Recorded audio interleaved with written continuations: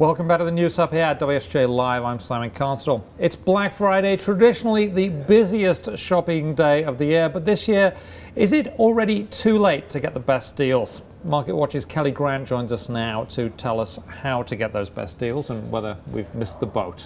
I don't think you've missed the boat quite yet. I mean, obviously you did if you wanted one of the doorbusters that was at 8 or 9 o'clock last night, but there's still quite a lot available in stores and online. Okay. Tell us more about shopping strategies. I mean, some of my friends, their shopping strategies not to shop. I mean, that would seem to be a typically male thing. Leave it till Christmas Eve. Well, that can be kind of smart too. At least the not shopping right now part, because you know we do continue to hear that some of the best deals aren't necessarily on Black Friday. But you know, if you haven't gone out yet today, probably the best thing to do would be to look online. A lot of the same sales that were available in stores are available online, so you can avoid whatever remnants of the crowds are left, and you know, probably get some pretty good prices. Okay. Now the early openings that we saw this year, actually on Thanksgiving Day.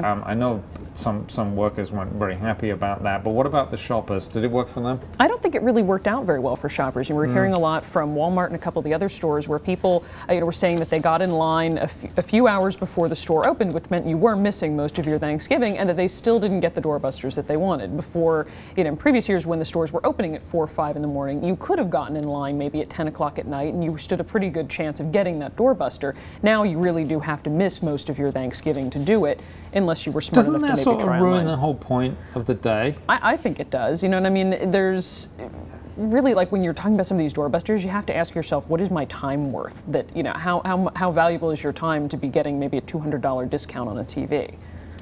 Yeah, I mean, it just seems. Anyway, that's and then you might not even get the TVs. So it's just sort of a bit of a gamble. So one of the things we saw a few years ago is that the retailers were really scared, right? And so they didn't buy much inventory. And so if you saw a deal, you really had to get it. And what about this year? Is it going to be the same situation? We are hearing that with a lot of different inventory. I mean, obviously the doorbusters, they really just try only to have a couple of those on hand. But you know, we're hearing from a lot of shoppers that maybe they didn't get the things that they wanted. And it really comes down to the sort of creep of Black Friday, that we saw really big sales even as early as Mondays this week, you know, over that past weekend. So some of these hot deals that shoppers maybe wanted were already sold out. Interesting. So should I be going online, you think? Is that the best way for me to go? I think that is kind of a smart strategy at this point. You know, we see like Saturday and Sunday for sales tend to be a little bit slower than Black Friday, but the good deals tend to be online, and really, you know, retailers like Amazon and a lot of the other big players online start their Cyber Monday sales as early as Saturday night, Sunday at this point. So now, it's supposed to be 29 degrees on Saturday here in New York and on Sunday. Is that a good day to go shopping? Because like it'll keep everyone at home by their computer? Well, in theory, I mean, although you could also go out right now, the stores are pretty much quiet after all of these. Well, I can't. I got to be here. So you know. After the show's done, we'll maybe go out and buy some sweaters. Always a pleasure. Kelli Grant of MarketWatch, and more on that on MarketWatch.com.